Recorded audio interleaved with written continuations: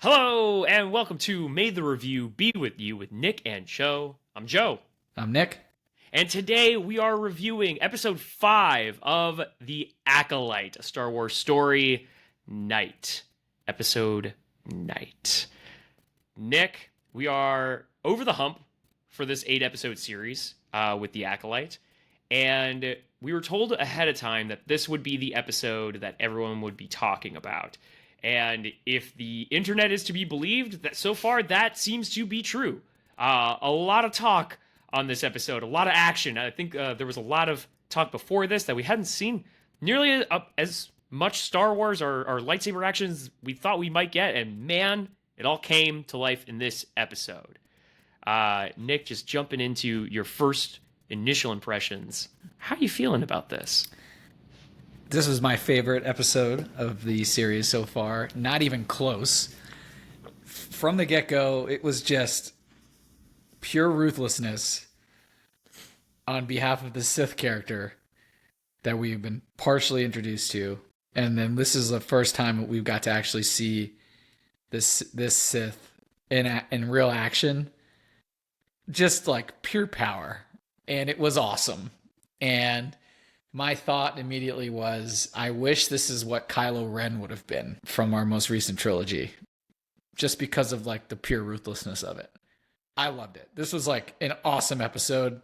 There are faults, of course, but just from a pure like character learning perspective and lightsaber battle perspective, like this is the episode.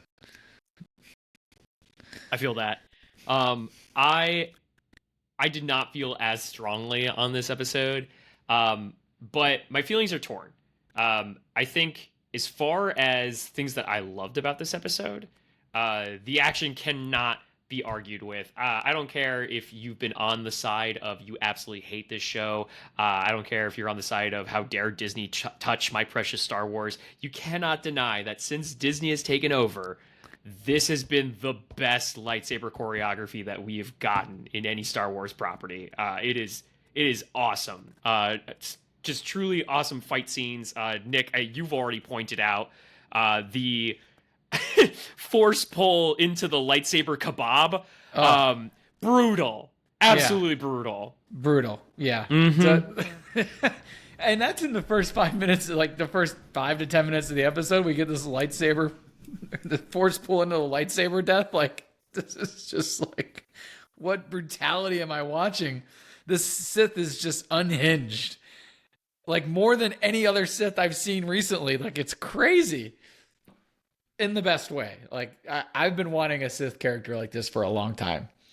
It seems like he has there's no family empathy anywhere, right? It's like, it just seems like it's him. It doesn't seem like there's any inkling that he has any sort of string to pull on that can bring him back to the light, like we've seen with some of these other Sith characters. And I personally love it. I love that. I think I also have my issues with this episode. I think I probably feel a little bit more strongly on them. But as far as Manny Jacinto goes and Qimir coming in here and just being the boogeyman in the closet, I absolutely agree. I thought like his presence in this episode is like not just the strongest thing of this episode. I think it's the strongest thing of this show so far. Agreed. It was. I wasn't sure if he could pull it off. I mean, I think we were all pretty much in agreement. It's like, okay, well, if it's not Dara, it's gonna be Qimir. Like, it's probably Qimir. Yeah. And I wasn't sure if Manny Jacinto had it in him to be like menacing. Like I think of course like The Good Place and this bumbling man, right? Right. And man, yeah, he pulls off sinister. Yeah. He pulls it off really well.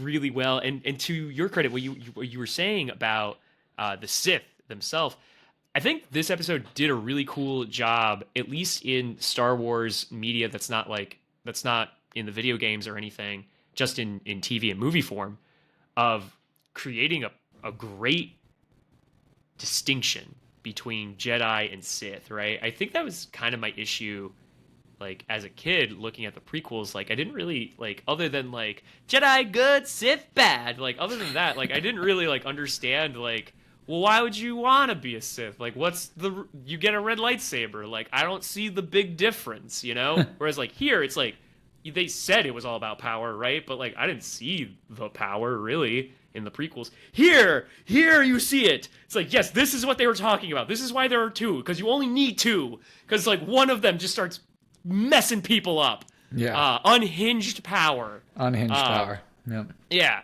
Super cool. Yeah, all about that. Just a little bit more on the choreography itself. So Manny Jacinto, Lee Jong-jae, they have their fight scene where without lightsabers, where they're just punching each other in the face, which is amazingly choreographed. Dafine Keen, who plays Jeki, she has her one-on-one matchup with Qimir. And, like, that's an amazing choreographed fight, which, like, I also kind of have my issue with that. But, like, whatever, it looks freaking awesome. Yeah. And both of them, Jacinto and Keen, they both looked great doing it. That couldn't have been easy to learn. But, yeah, my hat's off to them, to the people designing the choreography. Just really, really cool. Yeah, this is definitely some of the best choreography we've had in a long time, I think, in Star Wars. Incredible scenes, like, all the way through. Something else you kind of touched on was, you know, everyone was wondering who the Sith was, right? Who is this masked man or woman? And some people were thinking Indara. I think a lot of people were thinking it was Qimir. I, for one, was thinking it was Qimir from pretty early on, so I was glad that I was hoping it was right. Indara, because I wanted Carrie-Anne Moss back. Yeah. But there were some people who were speculating it could have been the mother of the twins, which I actually thought was very interesting. And they did set up that people did live, right? Because Mae lived. So it could have been possible, I guess. If she fell down a hole, it was definitely possible. Yeah. Definitely possible. I ultimately am glad that they didn't go with that. Because it probably would have led to some sort of "I am your mother" situation, and we just it would have been too many similarities with we already got family, brother, sisters here. It's like poetry, Nick. Would have been too much. Rhymes. So I'm glad that it seems like Qimir is just. Granted, there's a whole thing that there's always two Siths, right? There's got to be a second, right? Allegedly. Who is there a master, or is he like?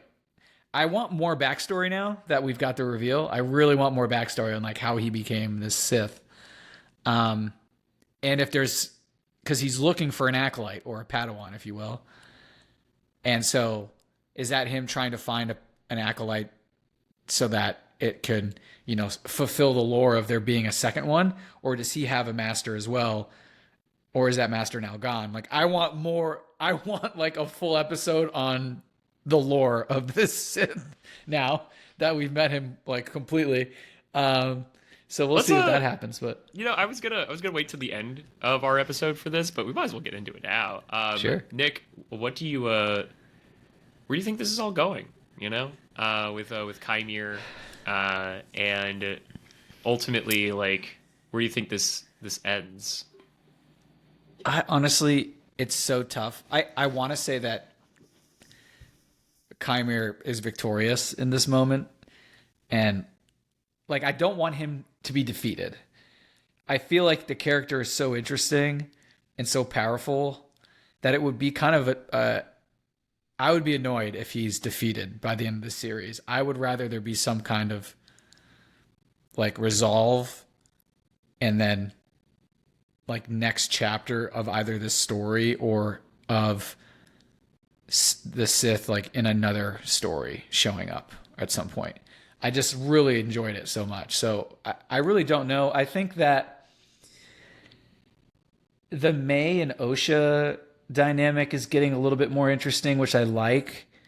Like Mae was decided that she didn't have to keep fulfilling the Sith's prophecy, or the Sith's like follow the directions from the Sith anymore.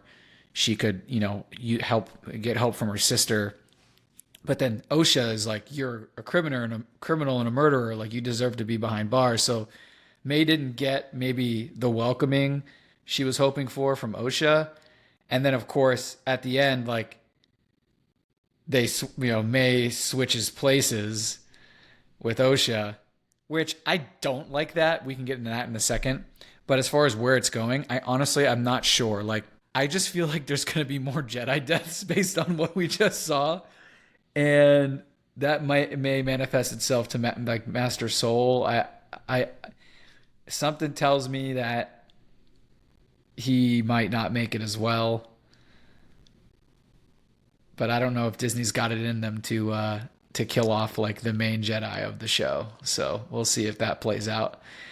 So here's my response to that, because it goes into how I think this has to end if Disney is gonna be credible on this. No one can live. Yeah, like, that's true. No one can live through this. The only two people who might are Qimir and I'm guessing Osha. But like none of the Jedi get to live through this. And the reason why I'm confident on that is the Phantom Menace. So if Disney is respecting like its own continuity here, which like maybe they are, maybe they're not, Master Mundi, I'm gonna call him, that's easier to say, Kid Adi Mundi, in Phantom Menace, the dude with the big forehead, when Qui-Gon comes in and he's like, the Sith have not been seen or the Sith have been extinct for over 1,000 years, right? And we're in the 100-year mark before that happens, right? So like, now that we know that he is a Sith, right? Yeah. That cat is out of the bag. None of the Jedi, in order for that statement to make sense in the Phantom Menace, none of the Jedi can know that this just happened or that this guy is around, right? Right. The continuity does not work if that happens. And like there were people online like back when he first revealed his red lightsaber, and they were like, he's a Sith, they're ruining it, damn you Disney.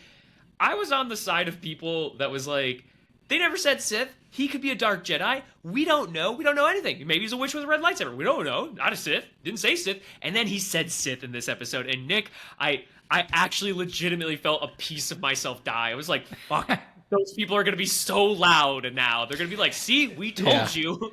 And the only way this works now is if Mundi doesn't hear about this. Yeah, but the other part of that, though, is they've set up plenty of the facts of that, like the Jedi lie and try to hide things. So, sure, but I would find it weird if they were lying to themselves about it. Like if they're lying to Qui-Gon, for example, you know? Yeah, that's true. Unless, of course, Qimir's whole thing, where there's the Sith. I want to know his actual freaking name. I don't want to just call him Sith, and he's not really Qimir when he's the Sith. So like, I think we gotta go to Qimir until we know otherwise. Yeah. Okay. So Qimir. Go ahead. Or Sith Qimir, I guess we can call him if we really want to, right? Qimir. Darth Qimir. That's kind of cool. I like that actually. Darth Qimir. He does say that he doesn't want to rule, really, right? He gives a speech. He's just like, I just want to be left alone to be evil, essentially, but I don't want to like take over the galaxy, right? Which is such an interesting, it's so interesting, and it's such an interesting concept for a Sith, because anyone else that we know so far in Star Wars lore who's like the Sith character wants to rule and wants ultimate power, but Darth Qimir just wants to be left alone to be evil in his own little world. Yeah, he's like, I just want to kill people on my own terms. Don't tell me that I can't Jedi. Yeah, and I want an Acolyte to teach everything I've learned to. Right. What's wrong with that? Yeah, that's interesting. So, I mean, maybe there's a small scenario where the Jedi realize that he's too powerful, and rather than ruin their whole Jedi race, they let him go be evil in his own little corner of the galaxy. Yeah. I don't think that's possible. Probably not going to happen. Whatever. Also probably doesn't help the canon. I don't know. I get the people being upset about the canon-esque part of this whole thing, but it's also like one line in a movie that I don't know. I mean, I guess the other. I don't think it ruins anything. I think it's just people, taking something that's like precious. They're looking for something to get upset about. Yes. Yeah. Granted, the other side of that is, well, why didn't they just make this show 1,000 years earlier? 1,000 years, before, right? Why did they have to do 100? So that's the problem, really. But that goes into how I think this ends. Okay, why they chose this specific period in time? Because there's no connection, seemingly, to the beginning of the story of the Skywalker story, right? With Anakin joining the Jedi. So I think everybody dies in this. Honestly, if either Osha or Mae or both are still alive, I'm going to be a little surprised because of how I think that they're setting this up. And I agree. I think that I am probably naive to believe this because, would Disney actually let something so dark happen? I don't know. But for all the cards they have presented us, this certainly feels like where we are headed. So this show is called The Acolyte. It is very unclear at this point in time who the Acolyte is that the show is referring to, right? Manny Jacinto. We don't have one. We don't have one. Manny Jacinto winked at the camera when he was like, I want an Acolyte. But, so where I think this all ends, everyone's dead except Qimir. And then, at some point or another, we are introduced to Darth Plagueis, who was, of course, Palpatine's master, and is the one who instructed him on how to create life in the Force, right? Somehow, it feels like that Plagueis is involved somehow, or that we are leading the Plagueis, especially with, the Virgins that was created with Osha and Mae, which, that's something we know that Palpatine and, oh my god, I just said his name, Plagueis did, right? So, it feels like he's there. We're leading up to him somehow. Somehow this story connects to Plagueis. And I don't know if that's because Qimir learned everything from Plagueis and, he's looking for an Acolyte so he can train them and then use that Acolyte to help him defeat Plagueis, right? Or is he truly just a rogue Sith, and once this is all said and done, Plagueis finds him and he's like, hey, you're quite talented. I'm looking for a student, if you want real power. And, all of this is leading up to Qimir being the Acolyte. I don't know. Okay. So you're saying, I thought you were saying that Qimir is going to end up being the master, the master of Plagueis, but you're thinking that Plagueis is going to end up being the master of Qimir. Yeah, I think if he's not already, I think if he's not already, yeah, I think it's very possible that that's where this is going. And I hope it is, because we have so much info on Plagueis. We've heard about this guy forever now, right? And where is he? But we haven't had his story told, right. And so I think this would be a really cool intro to Plagueis, and then from there, we get more info there from Star Wars, obviously, and everything like that. That would be really cool.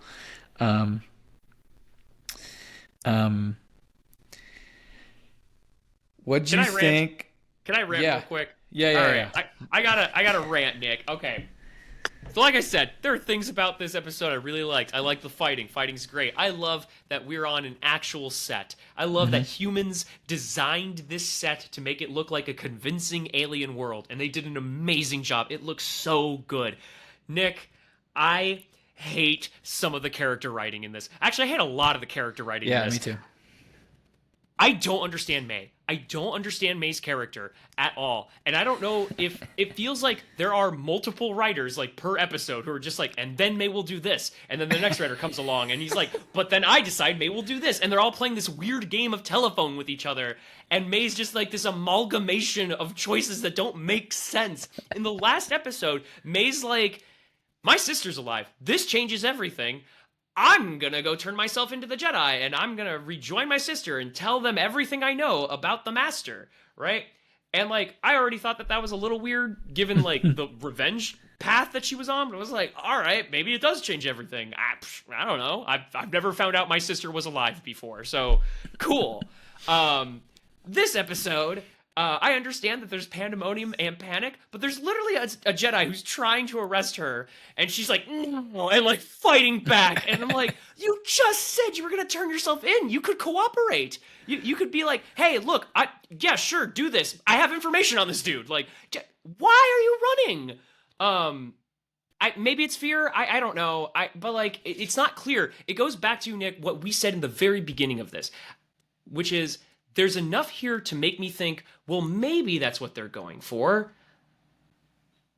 And maybe it'll be revealed down the line. But there's also not enough there. Or there's also, like, this feeling of, like, poor writing that, like, makes me think, no, like, it is poor writing. There's not enough for me to believe, like, yes, have faith, and this will all resolve itself in the end. I don't know. I don't have that faith. Like, Mae doesn't feel like a character to me. Osha certainly doesn't feel like a character to me. Yeah, it's definitely way too jumbled from both of their perspectives. And too much flip-flopping from their own personalities between episodes. Like, and it's a weird and doesn't really make a lot of sense. And I think that's why we've had some issues with the show for the first 4 episodes. And not as many issues there in this episode, because this episode was just all about pure power from the Sith. But then there were a couple of instances where it's, more questions pop up. Like, Mae's basically flip-flopping on what she wants. And Osha's, like, kind of just there this whole episode. She makes one contribution, which is really taking those gigantic cicadas, or whatever you want to call them. Oh, yeah, they're horrifying.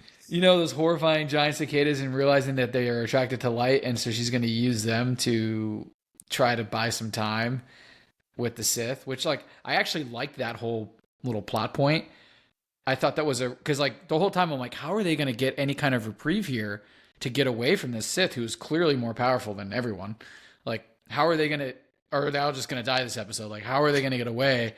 And they set that up actually earlier in the episode prior, when they first see these, like, giant flying cicada things, or whatever you want to call them. And so I thought they actually set that up pretty well. And then she uses them to their advantage to kind of get away, if you will. I also enjoyed that. So I thought that was actually really good. But that's really Osha's only contribution. And then she, like, well, her laser finally stunned somebody. Finally stunned 2 people, actually. She stunned Mae briefly, and then Mae got up and then took the stunner and then stunned Soul. So yeah, the gun finally did something today. Right. But and other than that, like, nothing from Osha's really stands out. And then I still, like, they did the stupid switcheroo thing. It's just like, you're telling me that Soul doesn't know. Right. This was so unbelievable. Like, come on. Like, and then, of course, the tracker knows. So I'm assuming the tracker's going to say something pretty soon at the beginning of the next episode. Can he understand? Can Soul understand the tracker? I don't think so, but you would think that the tracker does something that makes Soul think. But judging by the fact that Soul doesn't even know it's happened, I think the more likely scenario is that the tracker tries to get his attention, and Soul just thinks he's freaking out for some stupid reason and doesn't acknowledge that it's Mae instead of Osha. Yeah. So there was logic about the tracker that confused me. So, like, he picks up Pip, and, like, that's why he's able to, like, get to the ship, right? And I was like, well, that's because I thought, he's tracking Osha, right? But, like, Mae is dressed as Osha. And I was like, oh, okay. So he's tracking her clothes because, like, those have Osha scent, and, like, that's what Pip is, like, tracking, right? Mm-hmm. Or not Pip. That's what the tracker is tracking with Pip to Osha's clothes, right? So once, like, he sees, like, the clothes, like, is he able to make a I'm probably overthinking this, but like, is he able to make a distinction after that? Like, oh, there are two different smells on this being. I don't know. I'm probably overthinking this plot point. It does feel a little mixed though. Yeah, it's a little mixed. I don't love that. So I'm really interested to see what happens there, because now, like Qimir and Osha are stuck. Not stuck, but they're on that, and they were left behind together. And then it was weird that Qimir just, I guess he thinks it's, I couldn't tell if he knew that it was Osha or if he thought it was Mae. I think he knows. I think he knows, which is why he didn't kill her. Mm-hmm. Because if it was Mae who was knocked out, he wanted to kill her earlier in the episode. I assume he would have just killed her then. So he knows it's Osha, but for some reason he doesn't want Osha dead. So maybe he's thinking he can flip her. Because there would be no other reason to not just kill her then. I agree. He seems to be genuinely very interested in Osha in ways that he has not shown with other characters, right? I think he's gonna try and turn her. I think that there's maybe he's already tried that, because like there's still like a lot that has not been explained yet, and like one of the things for me that like set off alarm bells like way early on was that weird vision that Osha has when she's on the snow planet. Mm-hmm. And she sees like an image of her sister with like dark demon eyes, right? And she starts chasing her, but like we find out later that had nothing to do with her sister, because her sister had no idea that she was alive. So what was that? Like, did Osha create that and like some kind of manifestation of darkness that's in Osha, or has Qimir known about Osha for a while now and he's like been messing with her?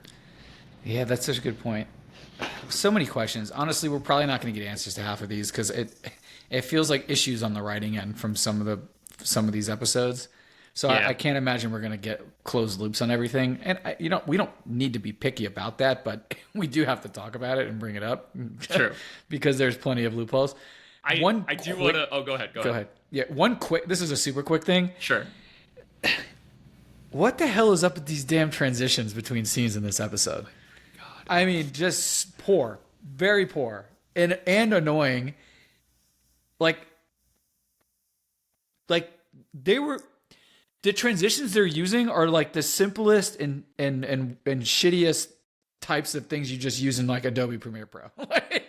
like you're just like, we're gonna swipe or cross exit, like whatever. What? So I have a note on this. Stop the transition, like. Page turning, it's so stupid. I have a note on this. Okay. It bothered me. So the reason why they are doing that is because Star Wars has been doing that since the OG trilogy. Like those weird transitions, right? Like as you pointed out, very simple, like swipe or like expand circle, right? Like, right. They've been doing them since then. You have not noticed that, or it has not been a problem for you, because other Star Wars properties didn't go overboard with them. Right. If you go back in the old stuff, like you'll once you realize it, like you can't unsee it. Like it's there. It's there more than it's not.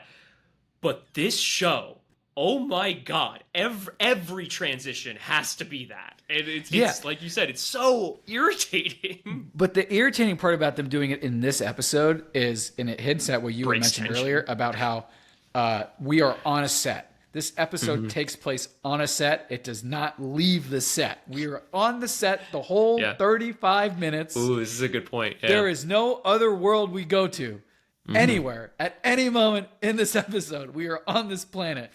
What the F do you need transitions for if the whole scene after scene after scene is a different lightsaber battle in the same vicinity and set? Like, there is no reason for there's like 7 of these transitions in a 35-minute episode. It's like, this is crazy. I agree. I think it breaks the flow of the tension a lot.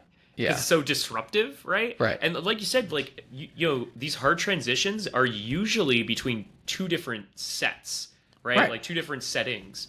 Can you imagine like this happening during the climax of Revenge of the Sith with like Anakin and Obi-Wan, then circle transition Yoda and Palpatine, Right. swipe back to Anakin. Like, Yeah. can you imagine like how disruptive and horrible that'd be? Right. So it was super disruptive, and I just wanted to bring it up. I have nothing else to say on the matter except that it was like extremely disruptive and felt totally overdone, like overboard. I'm so glad you said this. So I that's it. forgot to write a note of it, but it is also something I noticed. It was like, Yeah. I don't What are you understand doing? why they're going overboard with this in the show. Way too much. Yes. Okay, so I have a couple nitpicky things. They're very nitpicky. Of course. Okay, so the first one. When Osha wakes up, and presumably, this is right after Qimir. I've seen people online call him Smilo Ren. Which I know they're being dicks about it, but like I'm not gonna lie, I kind of like Ren. the name. Great I name. kinda like Also, it. Darth It's pretty Teeth good. is a favorite of mine too. Darth Teeth. I haven't Yeah. heard that one. I like it. Darth Teeth. That one's great. Smilo Ren, Darth Teeth. After he does his force push, he's fighting, right? And there's like a bunch of people that he's taken down. Cool deaths, right? He even like I don't think we've talked about this. He impacts some lightsabers and like they shut off or they're disrupted and they can't come on and they're like the Jedi are confused, which like I loved that. Thought that was really cool. Yeah. This moment where like Osha's told to run away by Fjord, which by the way, like Fjord's like down on the ground and like later he's like up like bringing her and it's like, bro, how hurt are you? Like what? Yeah, he was my least favorite Jedi character. I was very glad to see him die in this episode. Dude, he died brutally. He sucked. Oh, yeah, geez. he's like terrible Jedi in my opinion. Not great. Anyway, So I was just running away per Fjord's loud reactions and instructions, and then Darth Teeth throws his lightsaber, right? Mm-hmm. And then this is the moment where like Soul comes in to save the day and blocks the lightsaber, and it flies back into Smilo's hand, and then they stand off, and then the Acolyte title card comes on. And like my first thought was, how far did he fling Soul back that this is the first time we're seeing him in the fight? Like, did he get flown like a mile away? Where was he? Like, all these Jedi are getting slaughtered, and like, this is the first moment he shows up? Like, what? Where were you? That felt so weird to me. It was like, all these Jedi are together and dying and fighting, and like, he's just nowhere to be seen until now. And like, that's really funny, that was- actually. Oh that my was God. a weird even notice writing that. directing choice. I didn't even notice that. I was just like, oh, okay, there's Soul. I've been wondering, but no big deal. I watched it a second time, and it bothered me so much more the second time because this time I knew he was coming. I was like, "Are you running? Are you waiting? Where are you?" Oh, man. Okay. Yeah, that's super valid. That's a super valid point. I got nothing for you there. I have no idea. I don't know. Maybe he got knocked out. Yeah. We'll give him the benefit of the doubt. Knocked out. All right. This one's super nitpicky. Jecki. Okay. Jecki's fight with Qimir is awesome. Awesome. And Define Keen is just bringing it Tip in top. this choreography. Awesome. I don't understand how a Padawan is holding their own against this Sith monster after he just like destroyed how many Jedi? And she's just holding her own, like just mowing down the line, right? And I don't know. I had a hard time like believing that.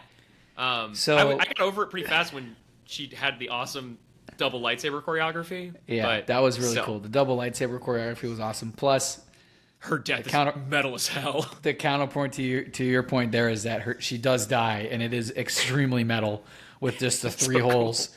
Boom, boom, boom. Brutal.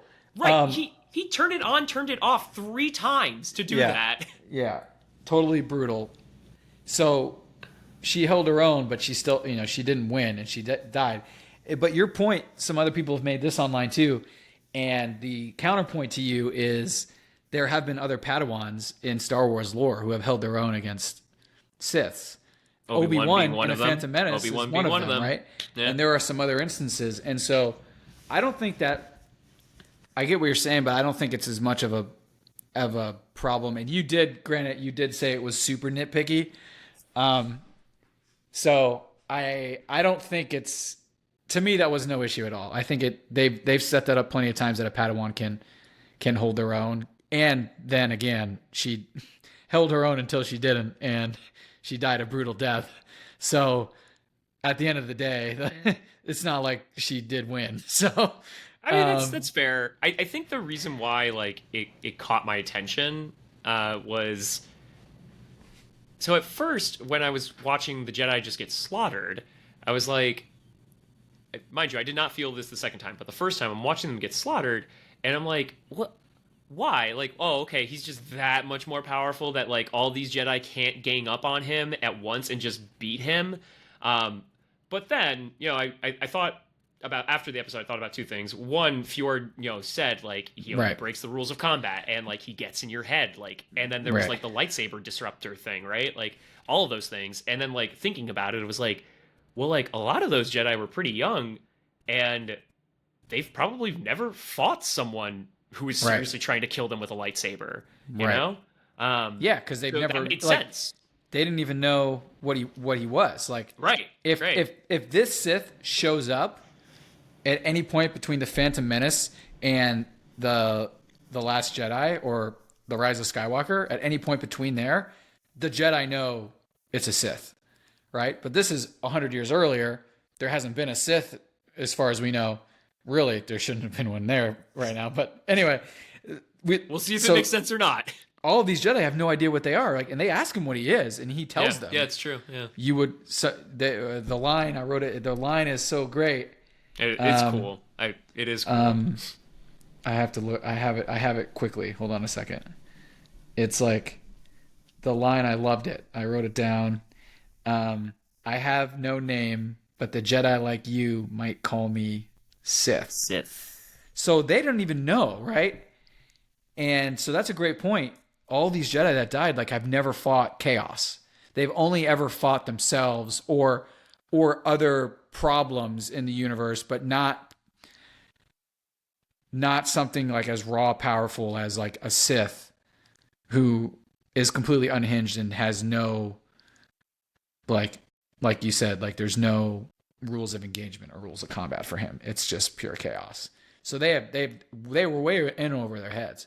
And I think that Jecki having a better go of it partly has to do with the fact that her master is Soul. And at least to this point, like, Soul is, like, to us, the way that we've been told so far in the story is the Jedi with the most skill, at least out of the ones we've been dealing with.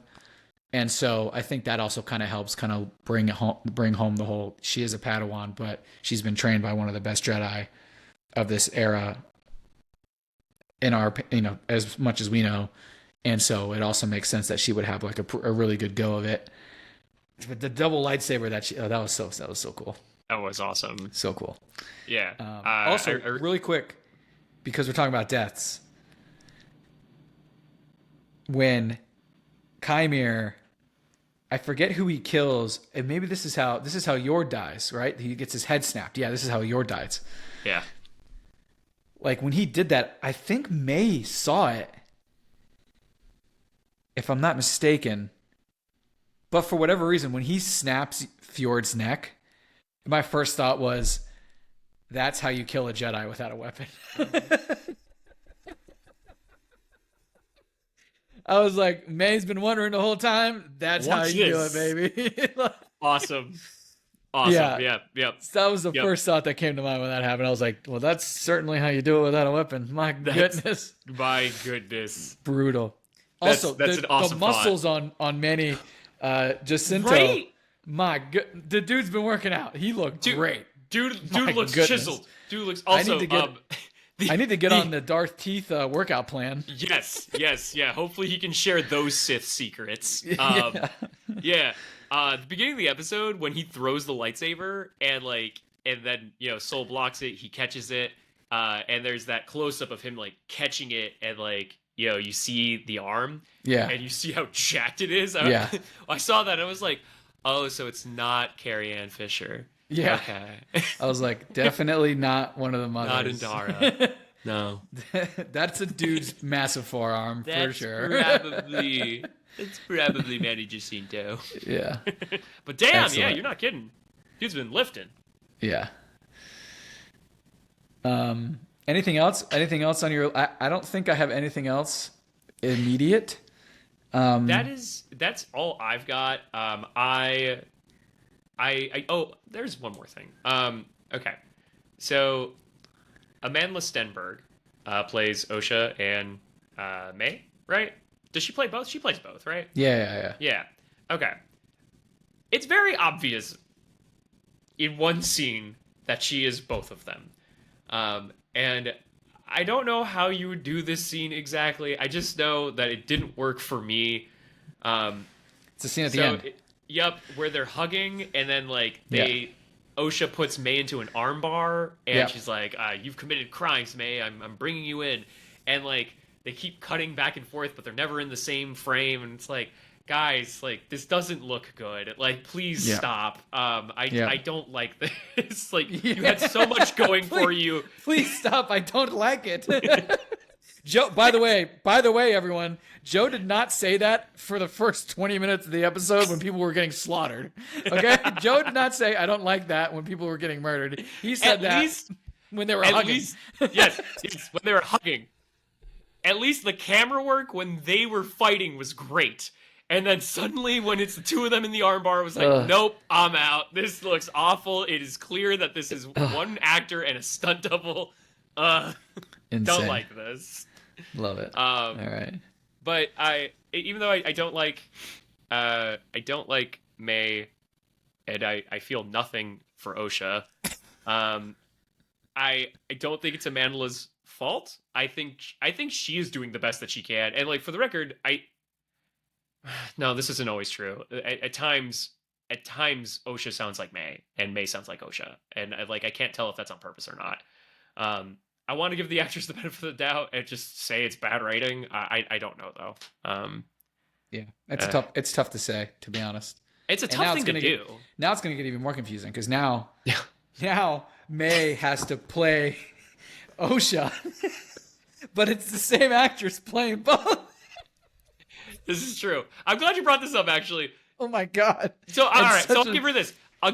All right, I take it back. I think she's a good actress because when she walked in as Mae pretending to be Osha, it felt like, oh, that's Mae pretending to be Osha. Yeah, I was like, I believe that. I believe that was Mae pretending to be Osha, and that sounds really hard to do. My brain now hurts based on all that going on. Internally, right? for her, internally for her, it's got to be like, how am I? Well, this is crazy. Like, why did I sign up for this? Awesome. I will give it this. Even though I'm not wowed by the writing, Manny Jacinto was interesting enough. Or he wasn't just interesting; he was fascinating enough that I still want to know where this show is going. Yep. I'm locked in now. This is one of the best episodes I've seen of Star Wars, in my opinion. Like, I loved it that much. I thought it was so freaking cool. I kind of wish I watched it with you. Dude, I've wanted a Sith like this forever. Like, I've wanted a Sith who, so far, it looks like there's no way he's going to, like, have some sort of light at the end of the tunnel for him. Right. Like, he is just evil. He's like pure evil. This is legit. I've wanted this for so long. Pure so evil excited. Without being like cartoonishly evil, right? Yeah. Like, for as much as I love Palpatine is a cartoon villain. Yeah. This Sith just wants to be evil and also be left alone. Like, that's literally all of us. Like, we just want to be left alone, and maybe we want to be mean too. Like, this is a millennial Sith. This is a millennial Sith. I just want to be mean and left alone. Yeah. I love it. Anyway, that's it. I think we're done. That's a review. Excellent. What's Nick? What's up next for us? And where can the people find us if they like what they're hearing? Awesome. So next, The Bear season 3 comes out. Yay. actually probably is out by the time this is aired. So The Bear season 3 is out. We are going to cover some of those episodes. Maybe we're not sure. It's going to be a little sporadic, just based on our timing and what the internet's talking about and all that. But we're going to definitely be having some convos about The Bear season 3. Follow us on Threads. That's where a lot of our conversations happen in written. We love to kind of like keep up to tabs when things are going live and happening. So we'll definitely be having a lot of conversations about that. Obviously, House of the Dragon is still going on. We'll be having more combos about that. A couple more videos coming there. The Acolyte currently happening. There's a lot going on in the TV world. We love it. So those 3 things going on. Follow us on Threads. Follow us on YouTube. Follow us on Instagram. Let us know what you think. And until next time. Until next time, everyone. And may the review be with you. Peace. That was a good episode, man. That was a really good one.